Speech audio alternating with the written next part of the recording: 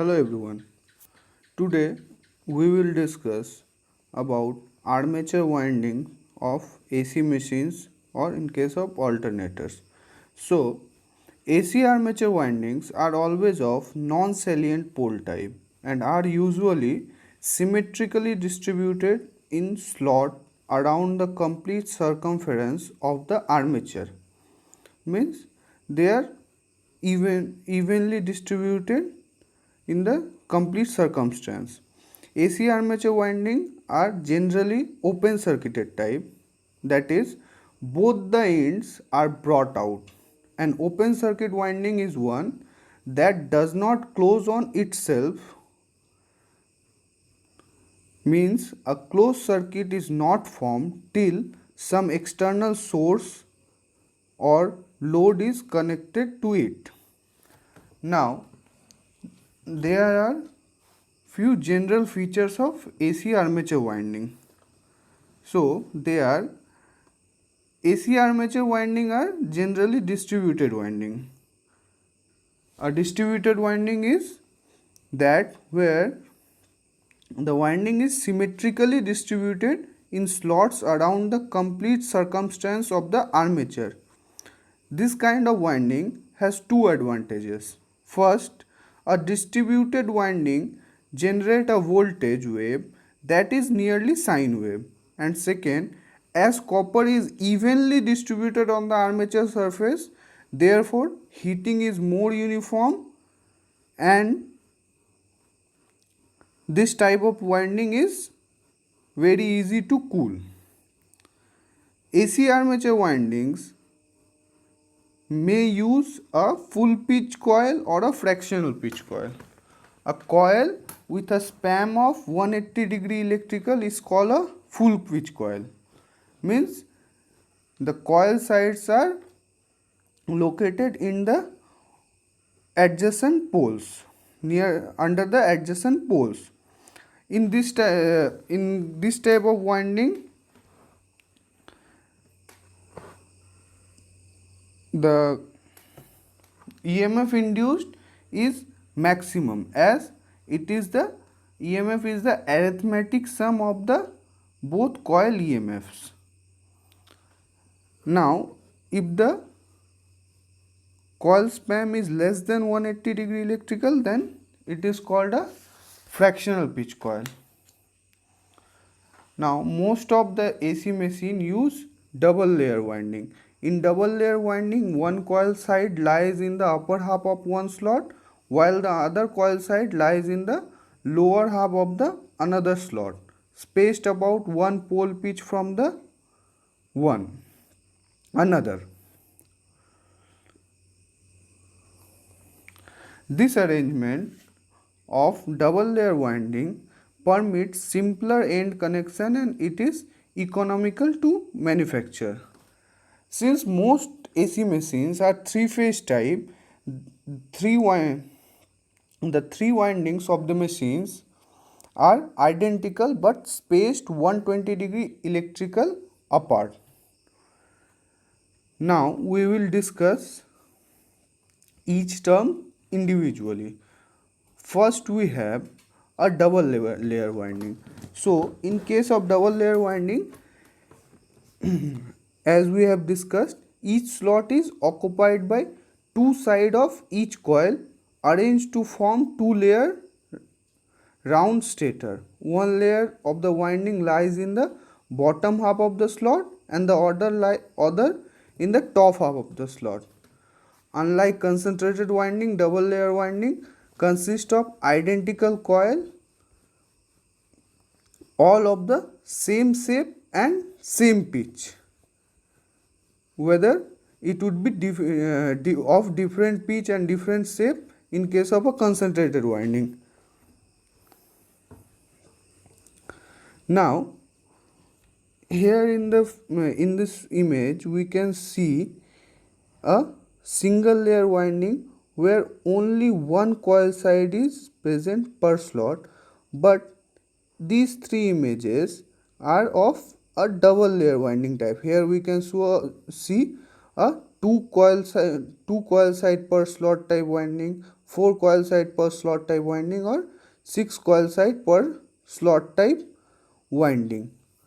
So this is all about double layer winding. Now next comes the distributed winding. So in each phase of an alternator, if coils are not concentrated or bunched in one slot but are distributed in number of slots, then such type of winding is called distributed winding.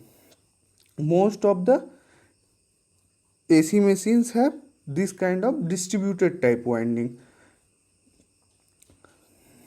All the winding turns are arranged in several full pitch or short pitch. A distributed type winding may have a short pitch or a full pitch type winding. Okay, and these coils are housed in a number of slots. Example of distributed winding, we have stator or rotor of induction machine and the armature of both synchronous machine as well as DC machine. Here we can see the flux path of a 3-phase excitation for a distributed type winding, which is in the figure A and in figure B it is depicted the flux path for a concentrated winding. Here by the figure it is clear that the flux distribution is more uniform in case of distributed winding. Now full pitch coil. So if the coil span or coil pitch is equal to pole pitch, the winding is called the full pitch winding. Means in full pitch winding, both the coil sides lie under the opposite poles and their EMF is arithmetic sum of the individual coil. Means arithmetic sum of EMF of this coil and EMF of this coil is the resultant of the EMF of this coil. So the maximum EMF is induced when the coils are winding is of full pitch type winding and they are 180 degree electrical apart from each other. This point we should note that they are 180 degree electrically apart. Now the next winding is short pitch winding or fractional pitch winding. These kind of windings are used in most of the cases. In most of the alternator, opposite conductor of a coil are less than 1 pole pitch. Means they are not under adjacent pole, their spacing is less than 180 degree. This type of winding is known as short pitch or fractional pitch winding.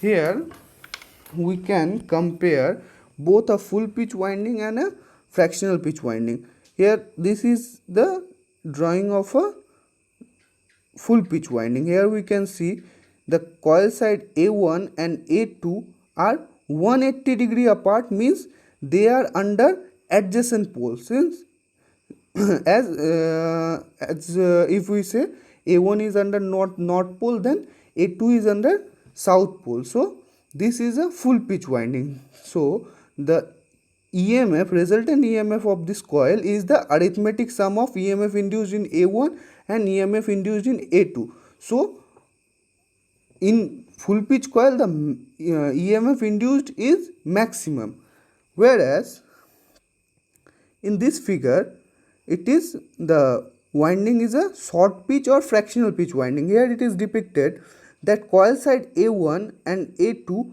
are not 180 degree electrically apart, but it is shorted by an angle beta. The coil side A2 is at beta degree shorted from 180 degree, means they are not 180 degree apart, means A1 is under one pole but A2 is not under the opposite pole. So this kind of winding is called short pitch or fractional pitch winding. The resultant in case of short pitch winding is the vector sum of EMF induced in A1 and EMF induced in A2. So that must be less than the arithmetic sum, as it is the vector sum. So EMF induced in short pitch coil is always lesser than the EMF induced in the full pitch coil, but practically most alternators used short pitch coil or fractional pitch coil. The reason is the copper amount of copper reduced for the end connection is less. As we can see, for this end connection more copper is needed compared to this end connection, as it is beta degree shorted from a full pitch coil. And in case of short pitch coil, harmonics are reduced in the generated voltage.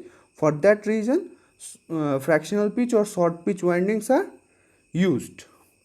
Next, let us see one more example to clear our concept about short pitch or fractional pitch coil. For example, let us consider this figure. Here 1 2 3 4 5 6 7 8, these are, say, slot of a armature. Now see,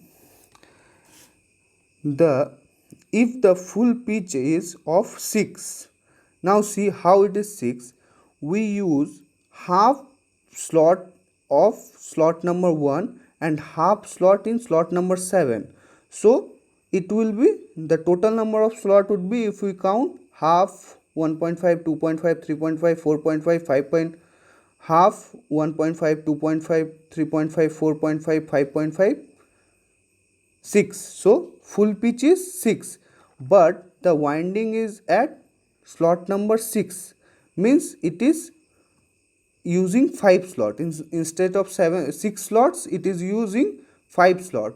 So this coil is, coil span of this short pitch coil is 5/6. So this is how we calculate the, we will calculate the coil span of a short pitch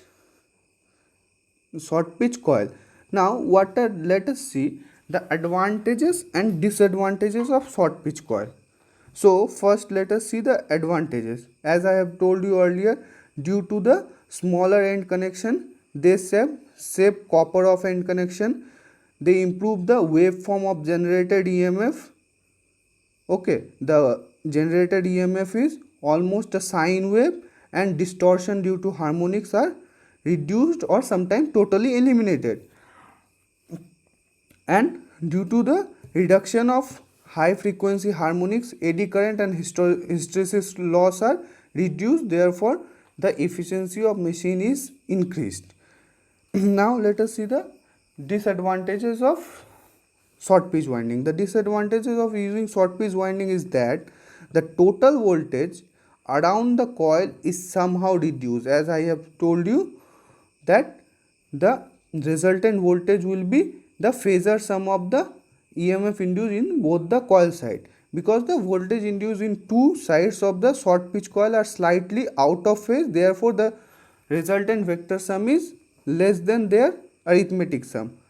Okay, so this is the disadvantages of fractional pitch winding. But as we have seen, there are number of advantages, more number of advantages compared to disadvantages of short pitch coils. So short pitch coils are more frequently used in AC machine, especially in case of alternator windings.